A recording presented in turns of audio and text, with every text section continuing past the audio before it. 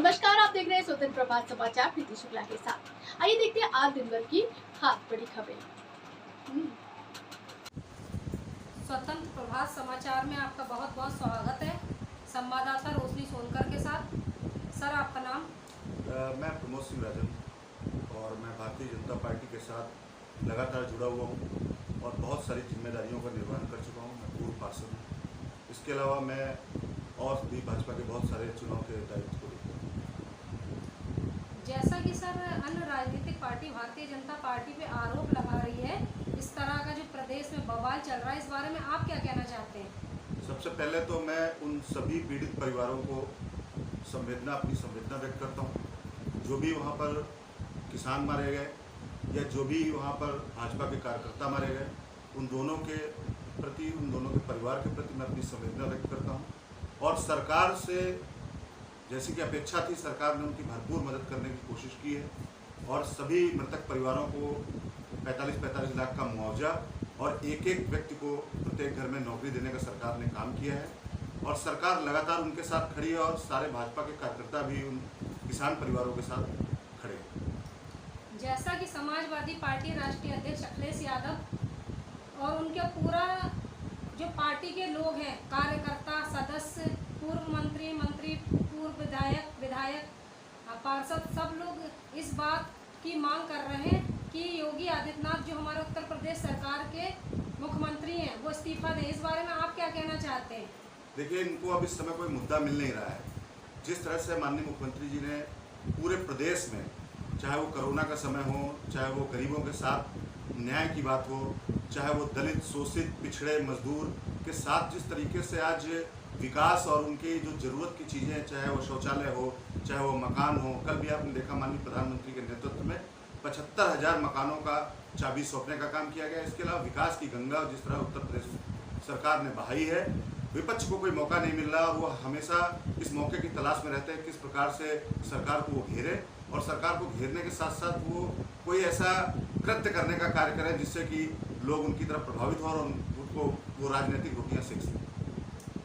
जैसा कि शिक्षा और स्वास्थ्य को लेकर अन्य राजनीतिक पार्टियां बातें कर रही हैं कि बच्चे स्कूल नहीं जा पा रहे हैं, स्वास्थ्य में भारतीय जनता पार्टी की कोई लगाम नहीं है, कोई व्यवस्थाएं नहीं है, ऑक्सीजन की कमी से कोरोना काल में काफ़ी सारी मौतें हुई हैं, बेड की व्यवस्था नहीं थी और ऑनलाइन पढ़ाई हो रही है, बच्चे कर नहीं पा रहे हैं, स्कूल नहीं जा पा रहे हैं, 2 साल से स्कूल बंद पड़े हैं। इस बारे में आप क्या कहना चाहते हैं? देखिए, आप लोग पत्रकार हैं और आप लोगों ने भी ये कोरोना काल का समय देखा।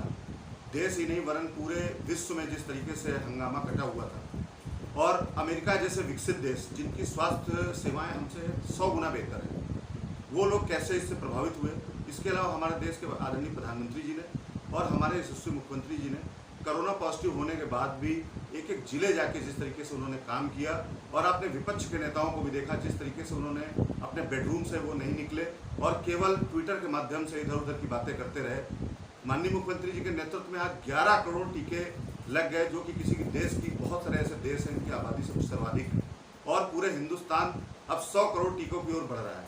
आपने देखा तीसरी लहर की कितनी चिंताएं हो रही थी। हमारे डॉक्टर, हमारे जो डॉक्टर थे, हमारे जो शुभचिंतक थे स्वास्थ्य के, वो हमेशा कह रहे थे तीसरी लहर आएगी और इससे बच के रहना होगा। आपने देखा जिस तरह से प्रशासन ने, जिस तरह से सरकार ने, चाहे वो मोदी सरकार रही हो, चाहे वो योगी सरकार रही हो और इवन भाजपा शासित जो भी राज्य रहे हों, सभी मुख्यमंत्रियों ने ऐसा प्रयास किया है कि तीसरी लहर को रोका जाए, सर्वाधिक टीकाकरण कराया जाए। उसमें अन्य दलों के भी मुख्यमंत्रियों का सहयोग रहा है। मैं उनकी भी प्रशंसा करता हूं जिन्होंने इस पर सहयोग किया है, तो वो भी इस प्रशंसा के पात्र हैं। और मेरा तो साफ साफ ये मानना है, हिंदुस्तान ही नहीं पूरे विश्व में जिस तरीके से आदरणीय प्रधानमंत्री नरेंद्र मोदी जी ने इस टीकाकरण को काम को अंजाम दिया है, ये पूरे विश्व के लिए एक संदेश है। जैसा कि हमारे लखनऊ के महापौर हैं संयुक्त भाटिया, उनसे हमारे स्वतंत्र प्रभात मीडिया की टीम से बातचीत हुई तो उन्होंने बताया हमारे लखनऊ में 110 वार्ड हैं और हम हर वार्ड के पार्षदों को 1 करोड़ 25 लाख रुपए वार्ड विकास निधि देते हैं विकास कार्यों के लिए एवं सौंदर्यीकरण के लिए। उसके साथ स्थापना निधि, जर्नल हेड, 14वां वित्त जो कि 15वें वित्त में परिवर्तन हो गया है। तो इस वर्ष के वार्ड विकास निधि से आपने वार्ड में कौन कौन से विकास कार्य एवं सौंदर्यीकरण कराया है, इसकी विस्तार से जानकारी दीजिए। देखिए, वार्ड विकास निधि हम लोगों का एक चूँकि जनता हमको चुन के भेजती है, तो हम लोग पहले से ही पार्षद हैं। डॉक्टर दिनेश शर्मा जी के साथ हम लोगों को काम करने का अवसर मिला। वार्ड विकास निधि हम लोग की वार्ड प्राथमिकता निधि होती है, और हम लोग ये देखते हैं कि चूँकि जनता से हम लोगों को रोज़ रूबरू होना पड़ता है, और जब हम जनता से रूबरू होते हैं तो रोज़ कहीं ना कहीं कुछ समस्या, किसी की पेयजल की समस्या है, किसी की पार्क की समस्या है, किसी की मार्ग प्रकाश संबंधित समस्याएं, बहुत सारी समस्याएं जनता की हम लोगों की नज़र में आती हैं। उसी प्रकार से हम लोग उस प्राथमिकता को देखते हुए वार्ड विकास प्राथमिकता निधि है, जिसका प्रावधान पहले से है। माननीय महापौर जी ने इसमें थोड़ी सी वृद्धि की है, मैं उसके लिए उनको बधाई देता हूँ कि जिस तरह से शहर ने उनको चुन के भेजा है, वो शहरवासियों की चिंता कर रही हैं। और हम लोग की जो वार्ड विकास निधि है, उससे हम लोग, चूँकि वार्ड की आबादी 50,000 और बहुत बड़े बड़े वार्ड हो गए हैं। पहले वार्ड छोटे थे, अब वार्ड बहुत बड़े हो गए। मेरा वार्ड पहले कालविन कॉलेज होता था, अब कालविन कॉलेज निशात में 2 वार्ड मिलकर 1 वार्ड हो गया। एक बहुत बड़ी आबादी है। 1-1.5 करोड़ रुपए से अगर आप एक रोड बनाना चाहेंगे, एक बड़ी रोड अगर आप बनाना चाहेंगे, तो बहुत मुश्किलों का सामना करना पड़ता है। फिर भी हमारे माननीय नगर विकास मंत्री, हमारे विधायक जी, हमारे देश के यशस्वी रक्षा मंत्री, उनके पुत्र जो कि युवा नेता नीरज सिंह हैं, और ये सब लोग हमारी चिंता करते रहते हैं।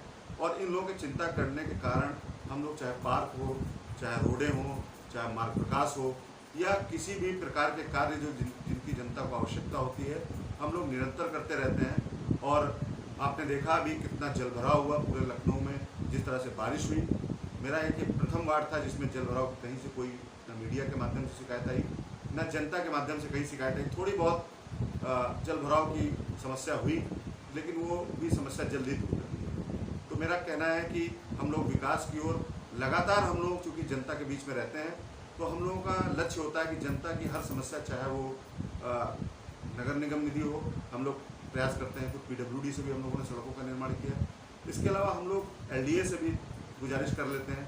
तो अन्य प्रकार से हर माध्यम को हम लोग देखते हुए विभिन्न योजनाओं के तहत हम लोग अपने क्षेत्र में लगातार विकास कार्य कर रहे हैं। कोरोना के चलते ज़रूर बहुत सारी बाधाएं 2 साल हम लोगों को झेलनी पड़ी, जिससे हम लोगों के कुछ प्रोजेक्ट कैंसिल हुए, कुछ कार्य नहीं हो पाए। उन कार्यों को हम लोग कोशिश कर रहे हैं कि विधानसभा चुनाव से पहले निपटा दिए जाएं, और उसके आने के बाद, विधानसभा निपटने के बाद भी हम लोग इस कार्य को करते रहेंगे। और मेरा मानना है, देखिए, विकास एक सतत प्रक्रिया है, विकास कभी रुकता नहीं।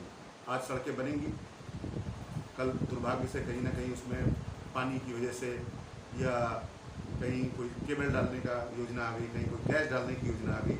तो हम लोग कोशिश कर रहे हैं, सरकार से भी अपील करते हैं कि योजनाओं को इस तरीके से क्रमबद्ध किया जाए कि हमको बार बार सड़कें खोदने की उनको अनुमति न दी जाए, जिससे कि हम लोगों का पैसा भी बचेगा और जनता को भी इसमें असुविधा का सामना नहीं होगा। जैसा कि कल से नवरात्रि स्टार्ट होने वाली है और उसके बाद दशहरा है, तो स्थानीय लोगों को इस अवसर पर क्या संदेश देना चाहते हैं? मैं सभी अपने क्षेत्रवासियों को, अपने सभी वरिष्ठ जनों को, अपने सभी नेताओं को प्रणाम करते हुए माता रानी से प्रार्थना करूंगा कि माता रानी सबका कल्याण करें और सबके परिवार में खुशियां आएँ, और ये जो हमारे बीच में जो कोरोना महामारी है, इससे हम लोग दूर हों, और हमारे बच्चे जो बहुत दिनों से स्कूल से दूर हो गए हैं, वो अपनी पाठ पाठन क्रिया का फिर से प्रारंभ करें, और जो हमारे उत्सव त्यौहार जो हमारे पहले के तरीके से होते थे, फिर से हम लोगों के जीवन में उस तरह की खुशियाँ लौटें। यही हमारी मंगल कामना है, शुभकामना। संवाददाता रोशनी के सोनकर के साथ कैमरामैन प्रीति शुक्ला। खबरों के लिए बेल आइकन दबाएं और हमारे साथ जुड़े रहने के लिए